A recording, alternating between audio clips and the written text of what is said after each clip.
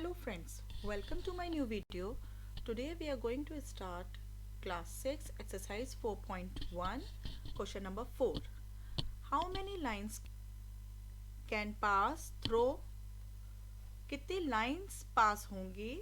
ए part में है one given point, एक पॉइंट दे रखा है, उससे कितनी लाइंस पास हो सकती हैं? ऐसे भी पास हो सकती है, ये भी पास हो सकती है, ऐसे भी पास हो सकती है, ऐसे भी पास हो सकती है, ऐसे भी पास हो सकती है, ऐसे भी पास हो सकती हैं। बहुत सारी लाइंस पास हो सकती हैं, इसलिए हम इसमें लिख सकते हैं इनफाइनाइट। इनफाइनाइट लाइंस जो हैं वो एक गिवन पॉइंट से पास हो सकती हैं। इसी तरह से बी पार्ट में दे रखा है टू गिवन पॉइंट्स। अगर 2 पॉइंट्स दे रखे हैं तो कितनी लाइंस पास होंगी? जब इन दोनों को ज्वाइन करेंगे या इनसे एक लाइन पास कराएंगे तो सिर्फ वन लाइन ही पास होगी। तो इसमें ओनली वन लाइन ही पास हो सकती हैं। Question number 5, draw a rough figure and label suitably in each of the following cases. हमें कुछ कंडीशंस दे रखी हैं, उसके अकॉर्डिंग हमें फिगर्स ड्रॉ करनी है और उनको लेबल भी करना है। जैसे ए पार्ट में दे रखा है point P lies on A B. एक ए बी लाइन पे पॉइंट पी लाई कर रहा है, मतलब पॉइंट पी उस लाइन पर है। तो हम एक ए बी पहले लाइन ड्रॉ कर देते हैं और उस पे कहीं पर भी एक पॉइंट पी लाई करा देते हैं। तो इस तरह से ये फिगर बन गई। बी पार्ट में कह रहे हैं X Y and P Q जो हैं वो इंटरसेक्ट कर रहे हैं एम पर। तो एक लाइन एक्स वाई बना लेते हैं,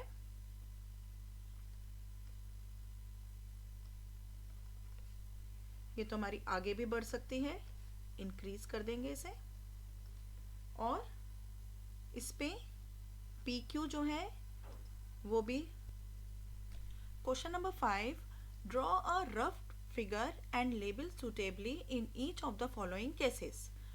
हमें कुछ कंडीशंस दे रखी हैं, उसके अकॉर्डिंग हमें फिगर्स ड्रॉ करनी है और उनको लेबल भी करना है।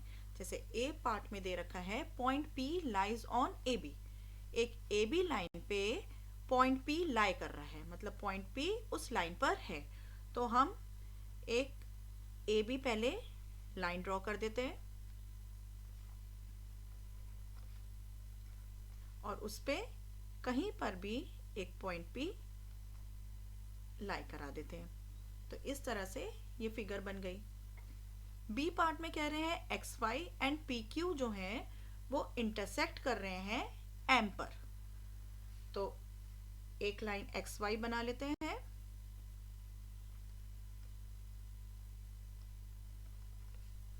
ये तो हमारी आगे भी बढ़ सकती है, इंक्रीज कर देंगे इसे। और इस पे पी क्यू जो है वो भी पॉइंट लाइन पॉइंट बना देंगे।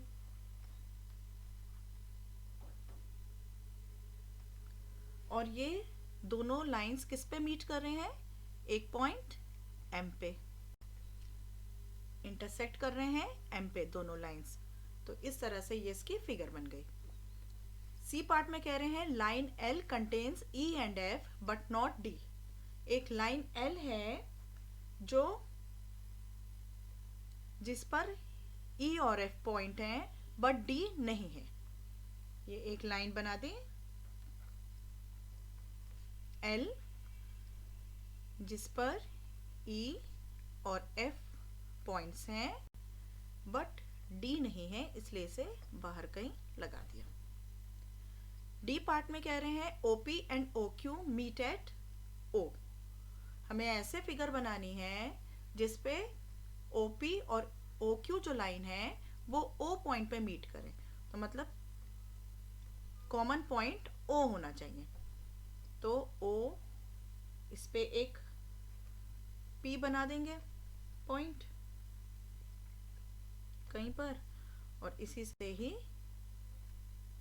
क्यू बना देंगे, तो ये बन गया OP and OQ। Question number 6, consider the following figure of line MN, say whether following statements are true or false in context of the given figure। हमें एक फिगर दे रखी है, उसके अकॉर्डिंग हमें स्टेटमेंट्स दे रखे हैं, हमें ये बताने वो स्टेटमेंट्स ट्रू हैं या फॉल्स हैं। तो जैसे ए पार्ट में दे रखा है QMONP are points on the line MN, क्या ये जो 5 पॉइंट्स हैं क्या MN पॉइंट पे लाई कर रहे हैं या नहीं कर रहे हैं? MN ये है, बट लाइन है तो वो बढ़ सकती है, एक्सटेंड हो सकती है दोनों साइड से, जिसपे Q और P भी आ रहे हैं। तो यस, MN लाइन पर QMONP पॉइंट्स होंगे, तो ये स्टेटमेंट ट्रू हो जाएगा। बी पार्ट में कह रहे हैं MON are points on a line segment MN।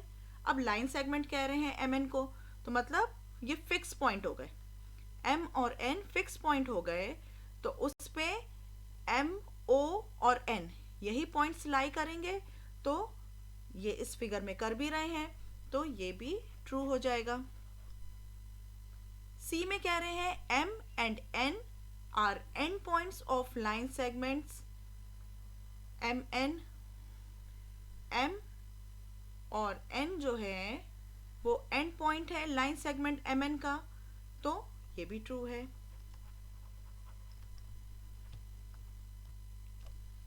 D part में कह रहे हैं O and N are end points of line segment OP। ये OP लाइन सेगमेंट है, इसमें O और N जो हैं वो एंड पॉइंट्स हैं, तो क्या OP लाइन सेगमेंट बन सकती है? नहीं बन सकती है। जब एंड पॉइंट्स O और N हो चुके हैं तो ये इसके आगे एक्सटेंड नहीं हो सकती, तो स्टेटमेंट ये क्या हो गया? फॉल्स हो गया। ई पार्ट में कह रहे हैं M is one of the end points of line segment QO। Q and O में M क्या कोई एंड पॉइंट होगा? M एंड पॉइंट तो नहीं होगा। Q और O में M बीच में कोई पॉइंट हो सकता है, बट एंड पॉइंट नहीं हो सकता है, तो ये स्टेटमेंट भी फॉल्स हो गया। एफ पार्ट में कह रहे हैं कि M इज पॉइंट ऑन रे OP। OP जो रे है इस पे क्या M एक कोई पॉइंट है? नहीं है, OP तो यहाँ पे है और M O के पीछे है, तो ये भी नहीं हो सकता है, तो ये भी फॉल्स हो गया। जी में कह रहे हैं रे OP इज डिफरेंट फ्रॉम रे QP।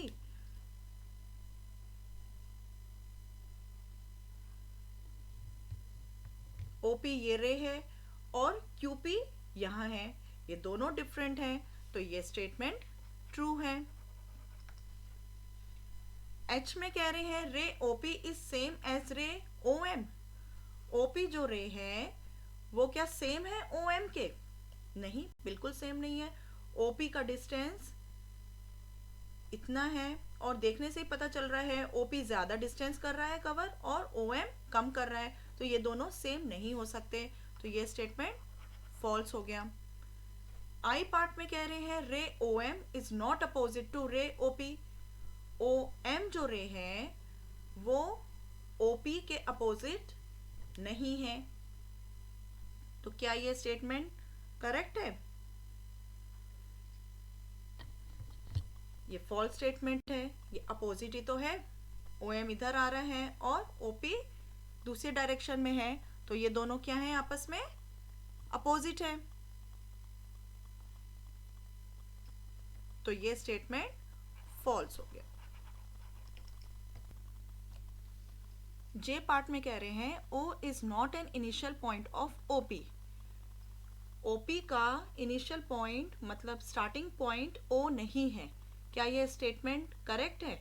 ये OP एक लाइन है और उसमें O जो है वो इनिशियल पॉइंट नहीं है, नहीं, O से ही तो पॉइंट स्टार्ट होगा, तो O तो इनिशियल पॉइंट होगा ही, तो ये स्टेटमेंट फॉल्स है।